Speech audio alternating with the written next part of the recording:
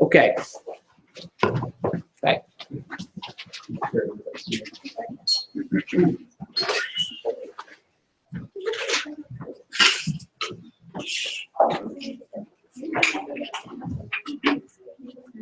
All right, here are the issues.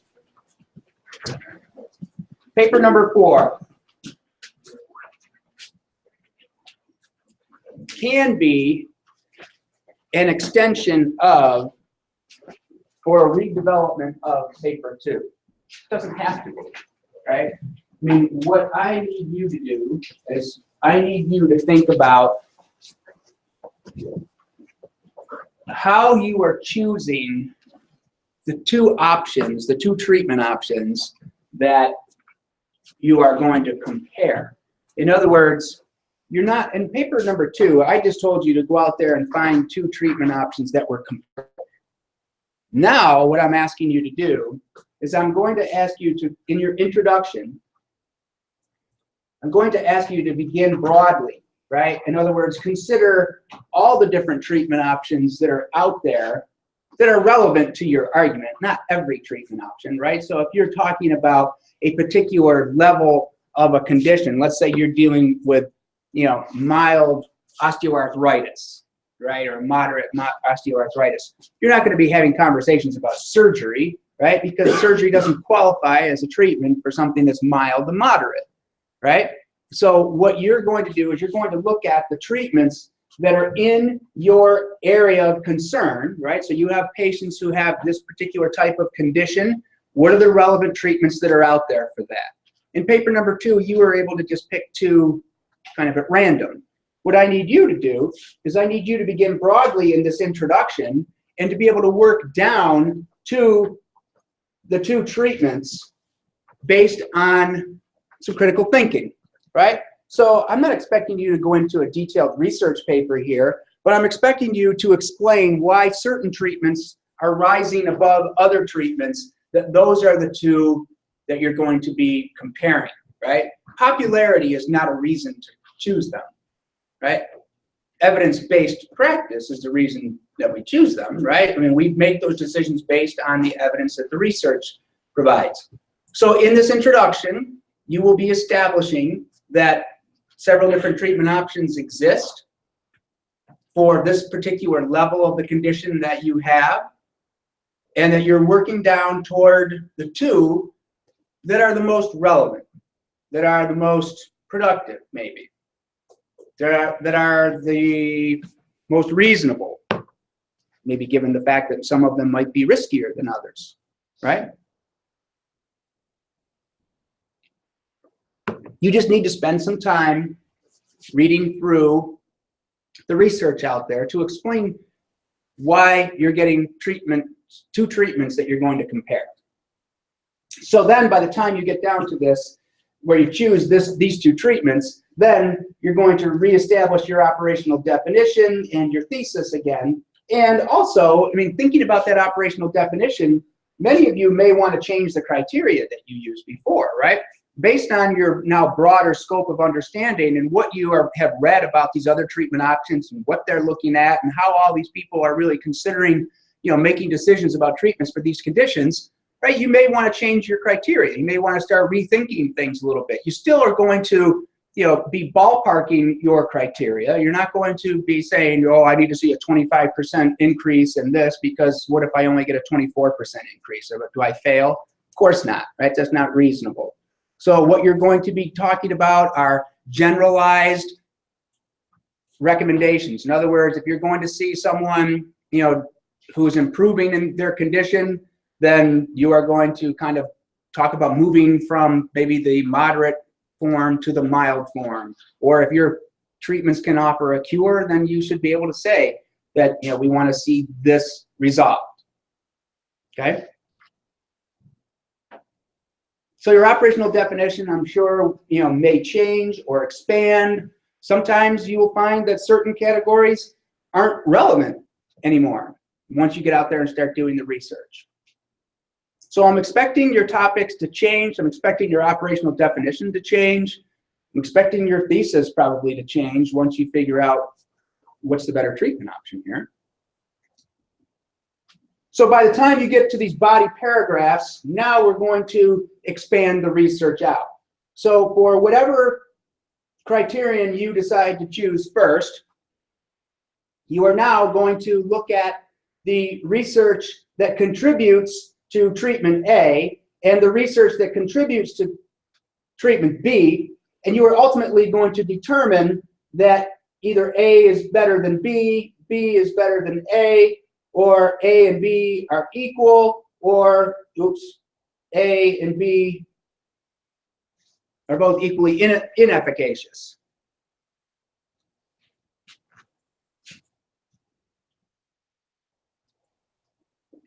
In other words,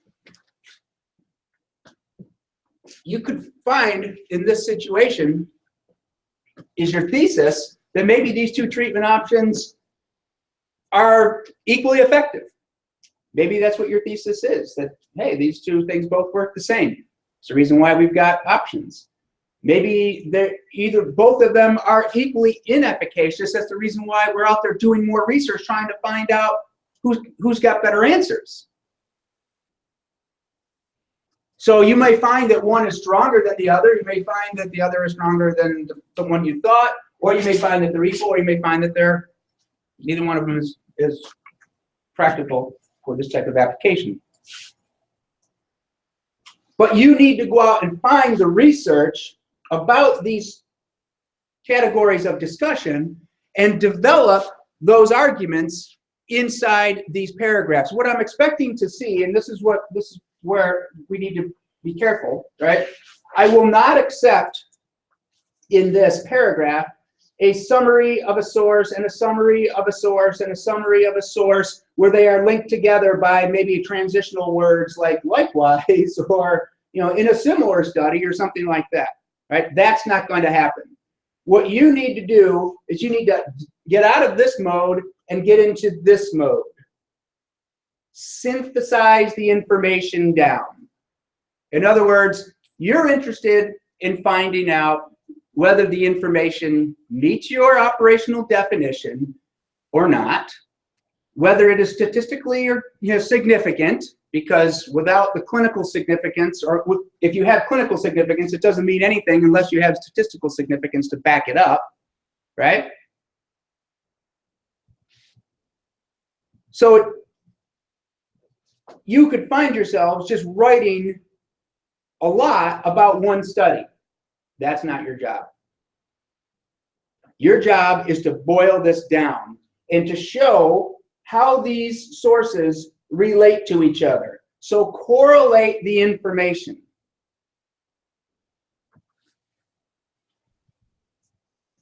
You should be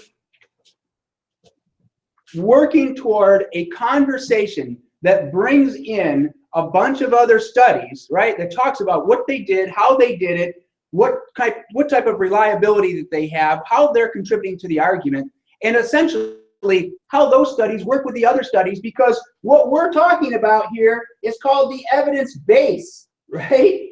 We're not talking about whether one study accomplished a task. We don't care about one study, right? We want to know if the body of evidence over time has all pointed in the same direction, because we know that if we try to make an argument based on one study, our reasoning is flawed because every study out there is flawed, right? You don't make decisions based on one study.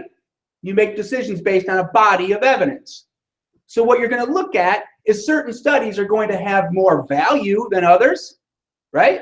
Those that are randomized controlled trials, those that are systematic reviews, those are going to be the stronger studies. Those you're going to want to put some emphasis on in your conversation. The case studies, the small cohort studies, and those you're just going to kind of just make mention of, hey, they found this, but the studies were were unreliable. So we're going to move on to the more reliable studies. You're synthesizing this down to have a conversation about what the body of evidence says about that particular treatment option in terms of that particular criteria in your operational definition. This is a difficult task, right? Because managing a whole bunch of research studies, right? Your first order of business is going to try to be to understand the study. So because you're crushed for time, you're going to just try to write about the study and write about the other study and tape them together, right? And if you do that, you're going to get an F, right? I refuse to read something like that because I'm telling you right now, I won't accept it, right? What I want you to be able to do is to boil all this down and make sense of it. Have a conversation, explain what the body of research is saying about this particular issue in this particular criterion. Does everyone understand what I'm saying there? If I were you, I would be doing this. I would set up a matrix.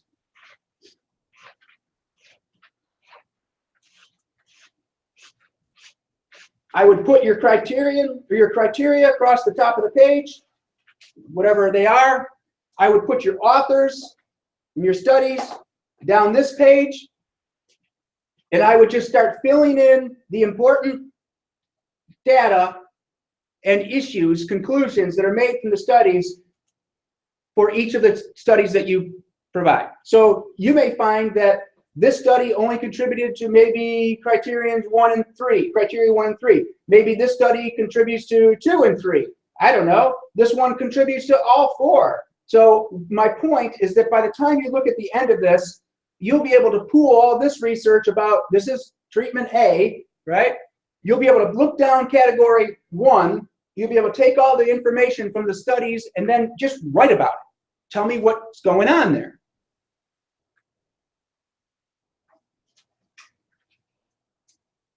And then do it for treatment B, right? Set up a separate matrix for B, for treatment B.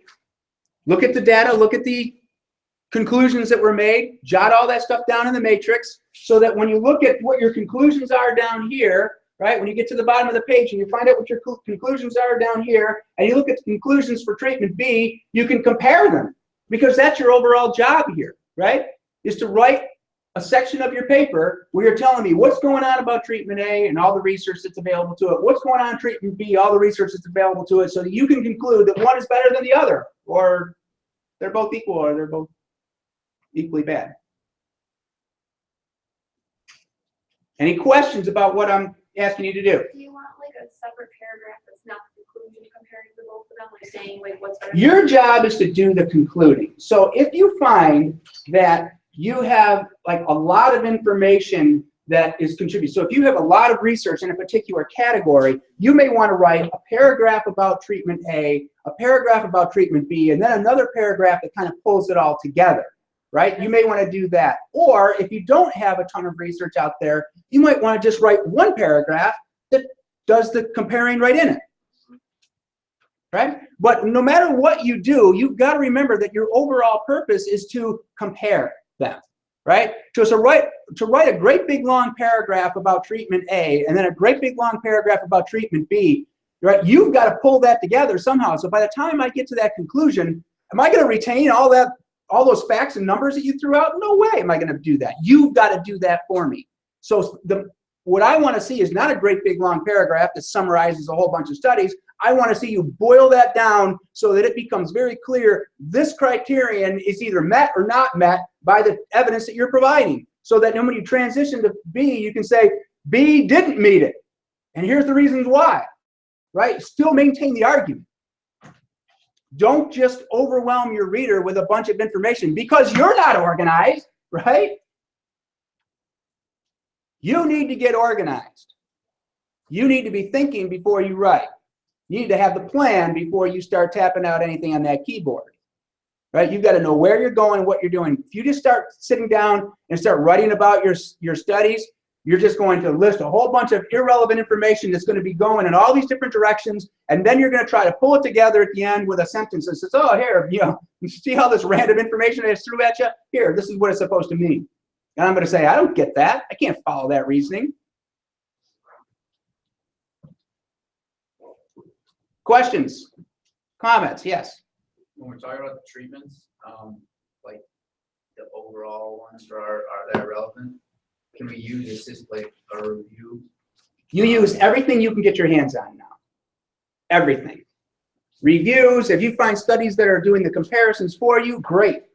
Right? They're still going to be faulty. They're still going to be flawed. They're still, this is going to be the problem, right? A lot of times when you read those reviews, you're relying on the author's interpretation a lot of times of what the research has done. In other words, when you see a review article, they're referencing a whole bunch of other articles, right? How do we know that the author who's writing the review is doing a good job of evaluating those articles out there, right? This happens all the time. People make bad decisions about the research that's out there. So you should be getting your hands, when you read the review, sure, tell me what the review is saying, but you should also be going out there and reading those primary sources as well and saying, hey, wait a minute, you know, they were making judgments about this that may not have been right. Right? You find that those sources aren't reliable and the reviews are saying that they are. I mean, this happens all the time in science studies, right? People make mistakes, or people trying to put more value on something than it's actually worth.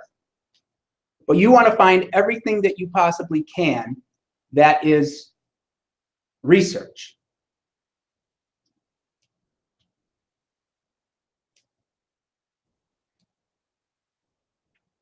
So that you do this for the first criterion, you do this for the second criterion, right? Where you bring in all the research, then you make your conclusion, and you do the same thing for your third criterion, right?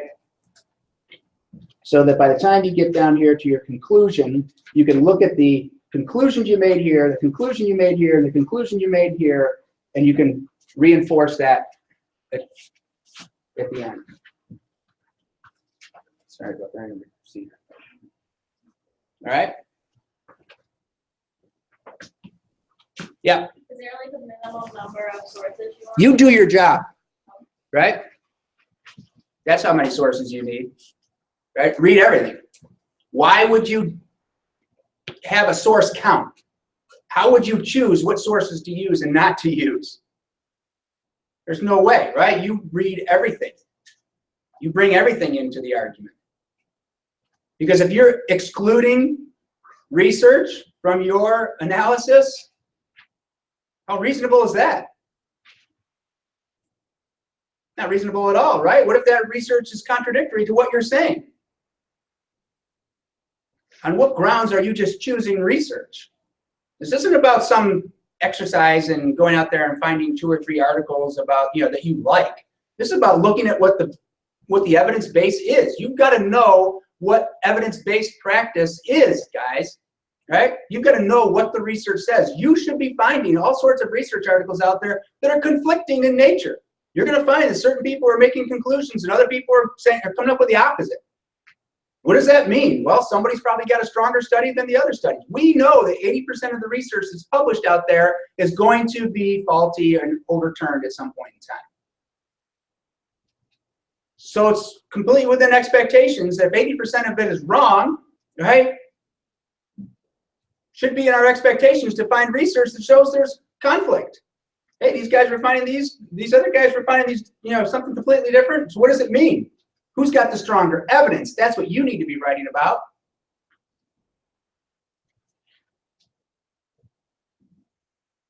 Synthesize, that's the term, right? Show how the sources work with or against each other. That's what I mean by correlating your source material, right? You're not just going to write 2 sentences about one study, 2 sentences about another study, and expect me to put together the puzzle at the end of the paragraph, right? That's not going to work. You've got to be talking about how these sources are working with each other, what they're contributing to the argument, how they're contributing, in what ways is the evidence reasonable, in what ways is the evidence reliable, as well as meeting your clinical standard.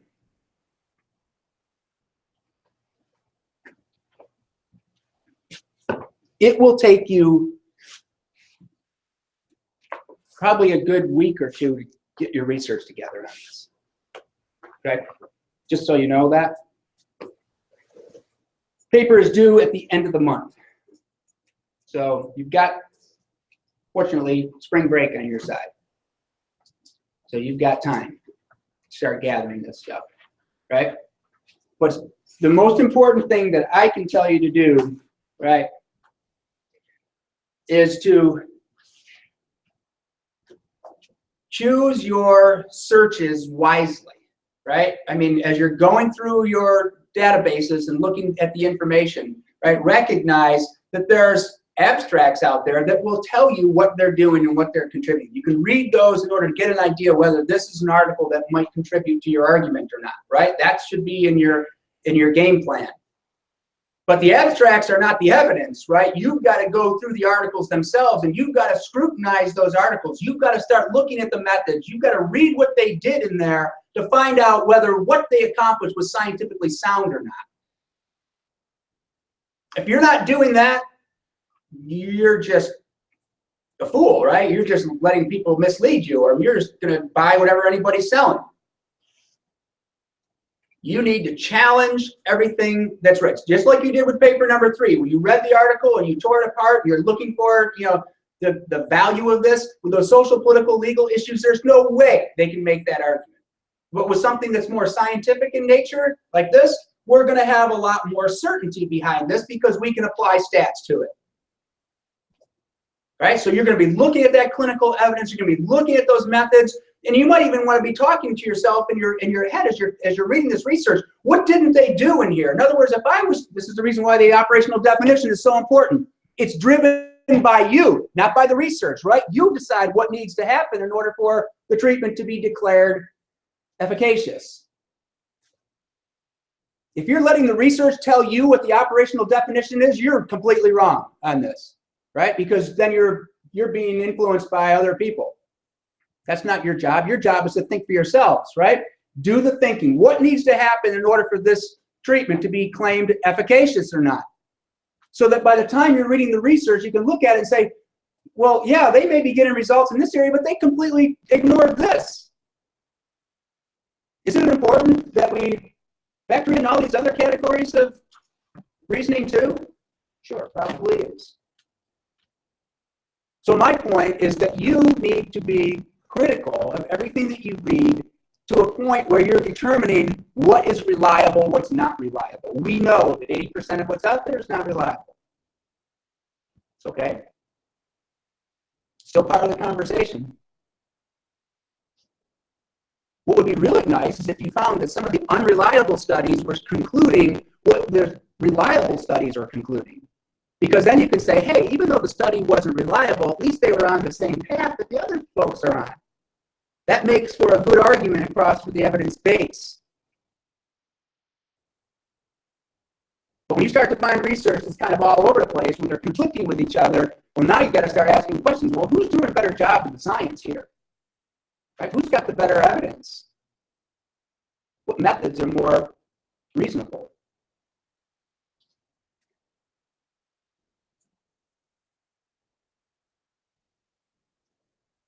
Your job, right? There's a bunch of words that you need to remember here. Analysis and evaluation, right? Those two words are the key for you to move this argument forward. You're not summarizing the source material, you're analyzing it. You're evaluating the relevance of it. You're evaluating the reliability of it. If you find yourself telling me what the studies did, right, think of this. I can read the studies, right? That's what the references page is for. I can go pick it up and read it myself. If you're going to go and write a summary of it, I'm going to write you a nasty note and say, yeah, no kidding, I can read. Right? Your job is not to summarize the studies. Your job is to synthesize this down to the argument. Tell me what's going on in terms of how this operational definition functions. What's happening in the literature?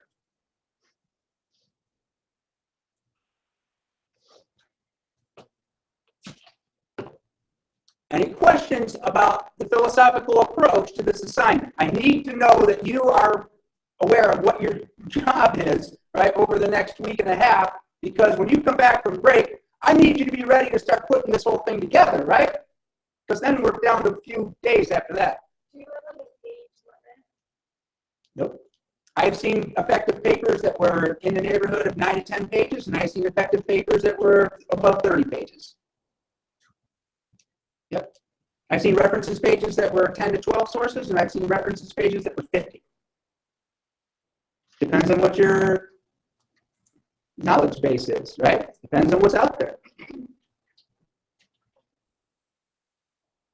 If you've got something in which there's just not a lot of research available, right?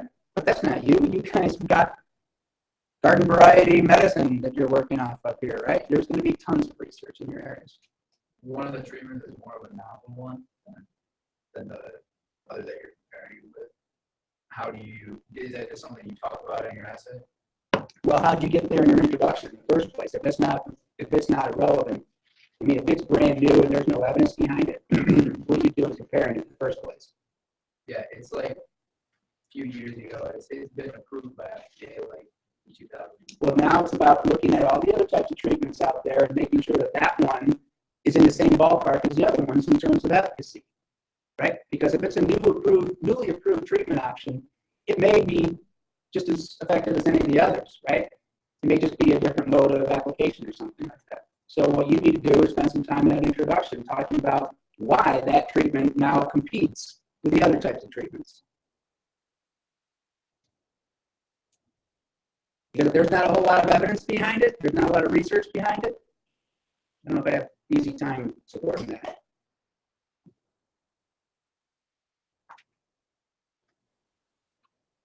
In addition to this, right, I mean, I need you to be able to do this kind of thinking.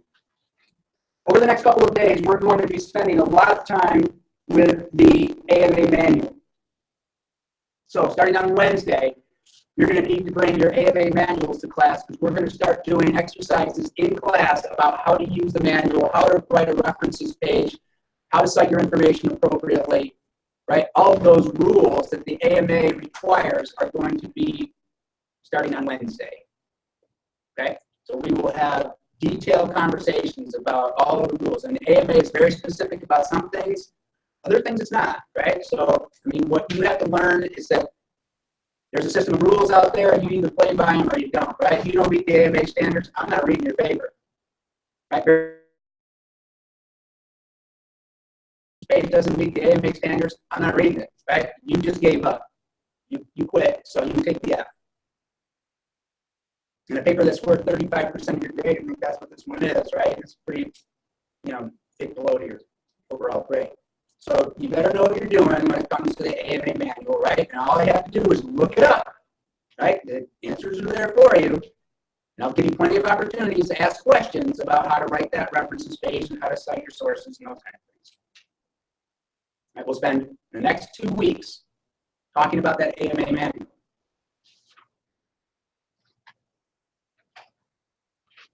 Any other questions, comments, concerns? Anybody thinking about things here that if you just got a thought in your head, you don't really know if it's a question or not, throw it out. We can figure out what you're concerned about. Yes. When we find evidence that pertains to like one of these criteria, right? One or like, blah blah blah said this. That's why it applies to this. My argument, right? Blah blah blah. Another argument said this. It also applies to mine. Is that what you want to say? I don't want you to say this applies to my argument. I want you to tell me how it applies to the argument. In other words, if they're giving you information, what does that mean to your operational definition? Are they moving in the direction that you want them to move for your overall, evaluation of how you're determining treatment efficacy? Okay, so if they're going to be offering you data, then you can say, okay, what does the data mean? Right? If they mean that they're, getting the types of results that you're expecting to get, then great. Then you just support it. Yep. Yeah. Yeah, you want to throw the data in there, you want to throw the statistics in there as well to show that there's reliability to them, right? Whenever you have statistics that show above 0.05, right, you should be thinking to yourself, whoa, wait a minute, I probably need to have a conversation about this because they're saying they're getting clinical outcomes, but the p-value isn't associated with it, right? So now I have to say, well, they got clinical results, but we don't know if it's reliable or not because the stats are not relevant. You still have that source, but still just have that conversation. Yeah, you bring up everything. You're not in the business of choosing sources. You bring up everything that's out there because everything is part of the argument.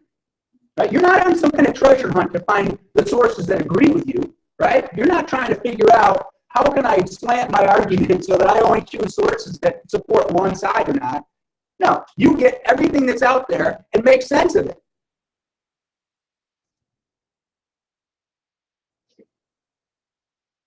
We have no agenda going into this. We don't care which one comes out on top. All we want to know is what the evidence says. You make your decisions based on evidence, not on whether you like it or not. Right? It's the same thing with, like I grade you, right? I don't grade you on whether I like you or not. Right? I grade you on what you do with your performance.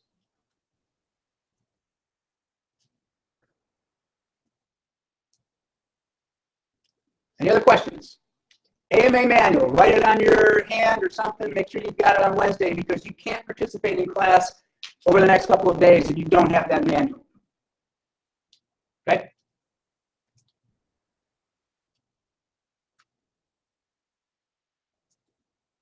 All right. Get started today, right? Because if you don't, it's going to blow by you so fast, and you're not going to have to look. It takes a ton of time to synthesize this stuff down, right? To really boil it down. You've got to fully understand what the research is saying. It's not about just reading the articles once. It's about pulling those articles apart, breaking them down, figuring out what do they say, what do they not say. That's the hard part, right? It's going to chew up tons of your time to read all that research. And then to be able to pull it all together and make some sense out of it, right? That's going to take days of drafting and rewriting and revising, right? That's going to be a huge amount of time as well. Due on 31st. And then guess what? When you're done with that one, we're going to do it again. But we're going to add some more things to the last one to make it even more challenging. This is your world, right? You should like this. This is your job, right? This is what you should be doing on a regular basis. Reading the research, finding out what's going on in your field. Okay. At this point then, what I'm going to do is I'm going to